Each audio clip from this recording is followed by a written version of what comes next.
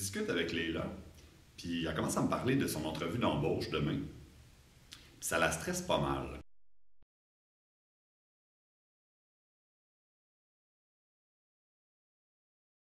C'est un poste qu'elle veut vraiment beaucoup, les projets sont super stimulants. Puis là, on commence à parler un peu de stress. Puis elle me dit, Benoît, c'est quoi le stress? Comment ça se fait que ça me stresse une entrevue d'embauche? Pourquoi il y en a que ça ne stresse pas? Puis comment ça se fait que ça me stresse moi? Dans ma discussion avec Leila, j'ai parlé pas mal de stress. Puis j'ai parlé, en gros, des points qu'on peut regrouper dans le plan suivant. C'est quoi ça, le stress? Il y a quelques notions qui peuvent l'aider à comprendre le stress, entre autres l'adrénaline, le cortisol. Le syndrome général d'adaptation, c'est un terme bien compliqué, mais quand le stress se prolonge dans le temps, puis là, dans la discussion avec Leila, il y a plusieurs choses qui ont sorti. Sa vie avait de quoi être stressante. Là. Et finalement, l'inévitable question, comment est-ce qu'on gère ça, le stress? Le stress, c'est un concept très intéressant qui nous vient d'un Autrichien qui est venu s'établir à Montréal. Il s'appelle Hans Selye. Hans est venu s'établir dans les années 30 à Montréal et il a commencé à appliquer le concept de stress qu'on appliquait avant aux matériaux. Si le matériau est trop stressé, ben, il casse. Il a commencé à l'appliquer aux êtres vivants. Il nous a donné la définition suivante qui est encore en cours de nos jours. Le stress, c'est la réponse non spécifique à toute sollicitation. Fait que quand Leila, elle se prépare pour son entrevue d'embauche puis qu'elle sent son cœur battre plus vite et ses mains moites, ben, ses mains moites puis son cœur qui bat plus vite, c'est la réponse non spécifique. Qu'elle soit stressée pour ça ou stressée pour le gars qu'elle va rencontrer sur Tinder, ben pas sur Tinder, mais une fois qu'elle l'a rencontré par Tinder, elle va le rencontrer en personne, puis ça la stresse aussi. Ben son cœur il bat aussi plus vite, puis ses mains sont moites. Fait que la réponse est non spécifique.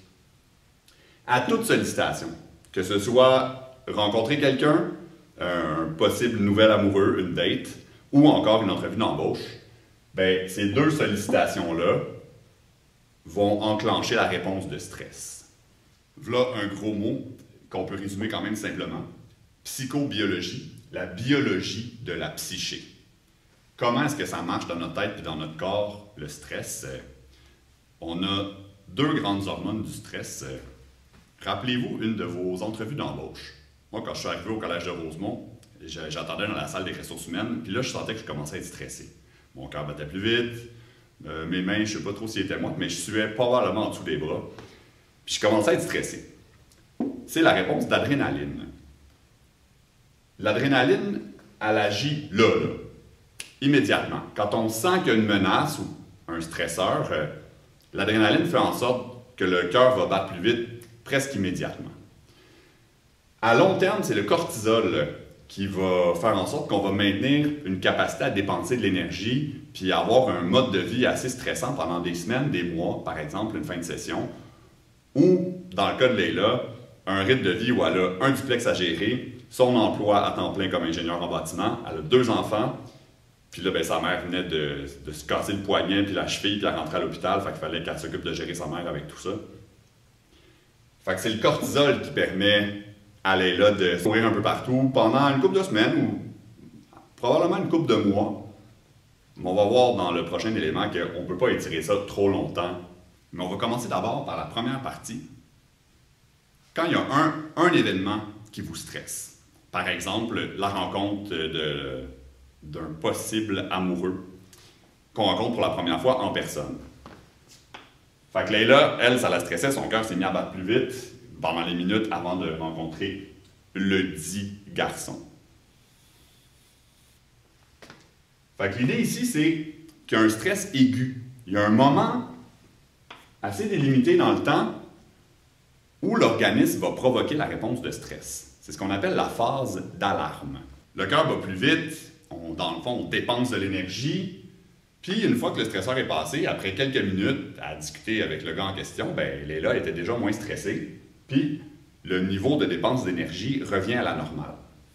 Mais des fois, le stress est maintenu à un niveau plus élevé que notre niveau habituel. Et ça fait que pendant longtemps, on maintient un niveau de dépense énergétique plus élevé. Dans le cas de Leila, avec duplex, enfant, changement d'emploi, ça lui fait un emploi du temps très occupé.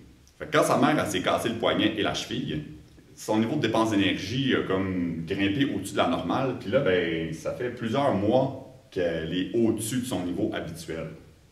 Combien de temps est-ce qu'on peut endurer ça?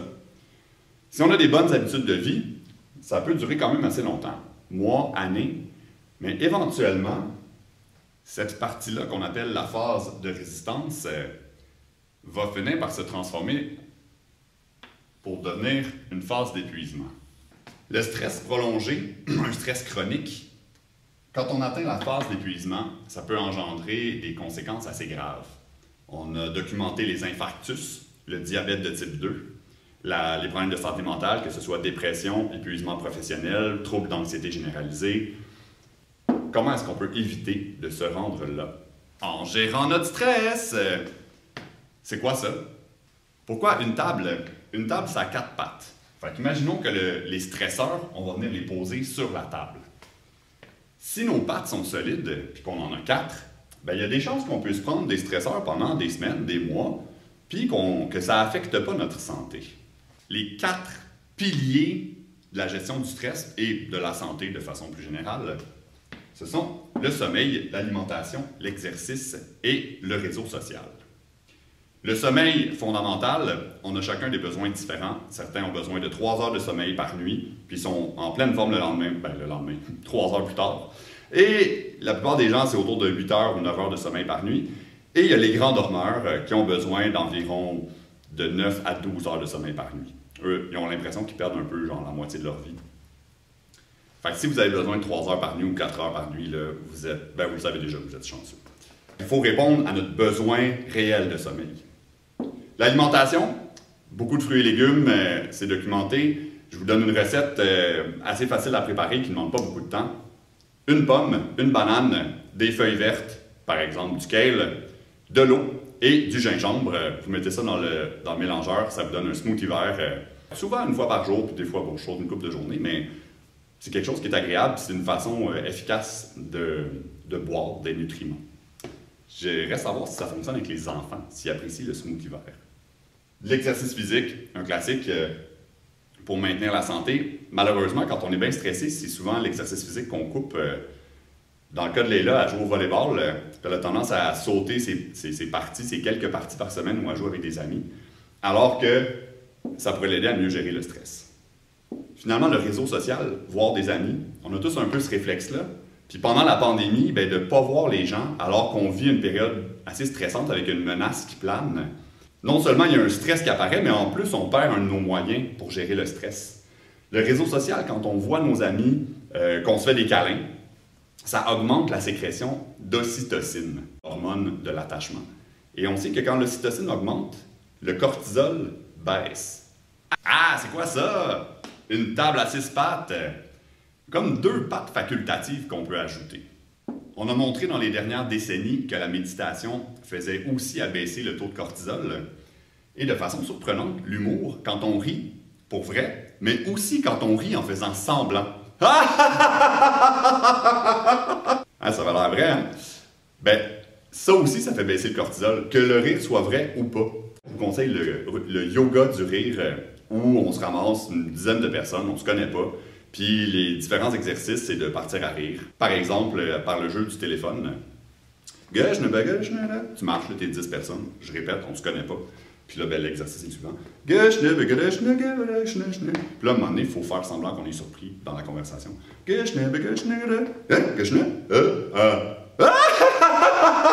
Va vous dire une affaire. Après 40 minutes à rire, comme ça, on a mal aux abdominaux, on a mal à la mâchoire, puis il y a des muscles dans notre visage qu'on ne soupçonnait pas. Je pense que c'est la chose qui m'a le plus détendu dans ma vie. Je suis retourné 2 fois. Jusqu'à maintenant, je vous ai parlé beaucoup de tables pour gérer le stress. Dans l'idée de, si vous mettez ces choses-là en place, vous allez être capable de gérer un stress pendant longtemps. Mais sans nécessairement que les stresseurs surviennent. Là, on va voir, quand il y a des stresseurs qui surviennent, quand il y a beaucoup de stresseurs qui surviennent dans notre vie, comment est-ce qu'on peut gérer ça plus efficacement. Première étape, qui est un peu évidente, mais en même temps, on n'y pense pas toujours, il faut savoir qu'on est stressé. Fait qu'il faut développer le réflexe de se demander comment je me sens aujourd'hui. Comment vous vous sentez en ce moment? Une fois qu'on sait qu'on est stressé, il faut éliminer. Là, je ne parle pas d'aller aux toilettes. Là. Quel stresseur dans votre vie vous pourriez enlever? Ça mène généralement à des choix déchirants.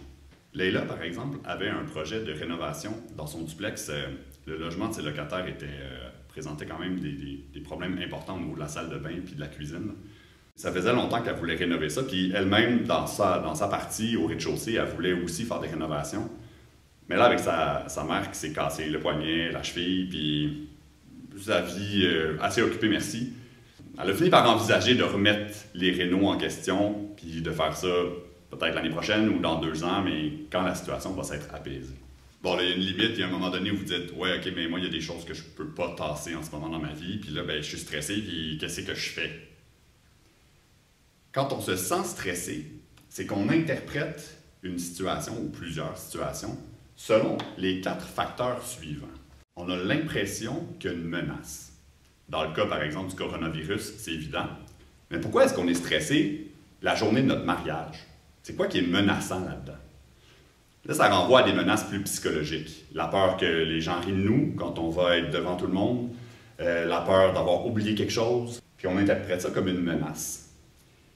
L'idée ici, pour gérer le stress, quand on est rendu là, à cette étape-là de réinterprétation des stresseurs, c'est de questionner, puis elle est où la menace? Si jamais je me trompe dans mes vœux de mariage, c'est si grave que ça? Qu'est-ce qui va arriver? Les gens vont peut-être être un peu mal à l'aise. OK? Et pour certaines personnes, c'est plus facile de remettre en question. Pour d'autres, ça va demander un travail quand même assez intensif. Le deuxième facteur, c'est le caractère imprévisible d'un stresseur.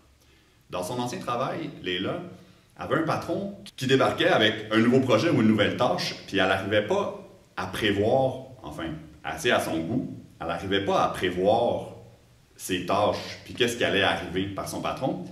Puis ça créait pour elle un climat de travail très, très angoissant, qui a fait en sorte qu'elle a commencé à chercher un autre emploi.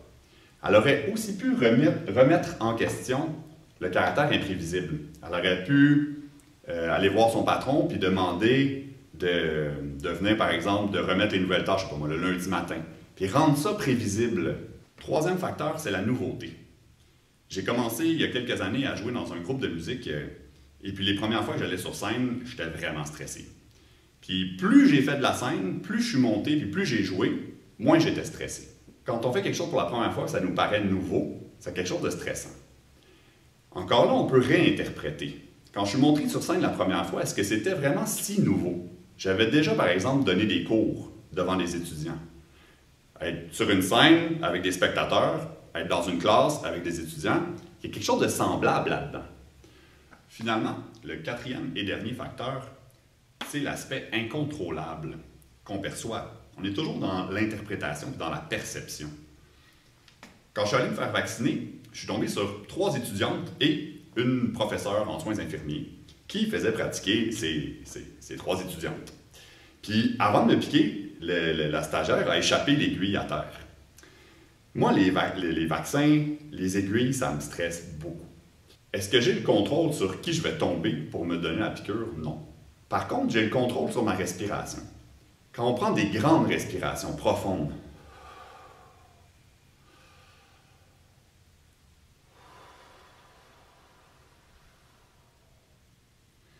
ça active notre système nerveux parasympathique. Ça a tendance à faire diminuer le système nerveux sympathique.